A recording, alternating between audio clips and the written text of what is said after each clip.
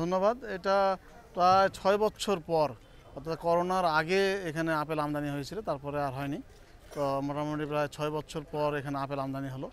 তো ইনশাল্লাহ আমরা আশা করি যে সকলে মিলে যদি সহযোগিতা করে এবং আমাদের কাস্টম যথেষ্ট সহযোগিতা করছে আমাদেরকে, তো সকলের সহযোগিতায় আমরা চাই যে হিলি স্থলবন্দর আরও সকলে ব্যবহার করুক এবং ফল শুধু না, যে কোনো পণ্য হিলি স্থলবন্দর ব্যবহার করে এখানে আমদানি রপ্তানি বাড়ুক এবং এলাকার লোকজনের এখানে কর্মসংস্থান বৃদ্ধি হোক, এই আর কি আমাদের বক্তব্য। ভারতের কোন জায়গা থেকে এইসব? এটা কাশ্মীর থেকে আসে, কাশ্মীরি আপেল। এটা কাশ্মীরি আপেল বিভিন্ন জায়গা থেকে আসে, হিমাচল থেকে আসে, সিমলা থেকে আসে। এটা কাশ্মীরি আপেল। এটা প্রথম দিন কত টন আসে? এটা আসছে 30 টনের মতো।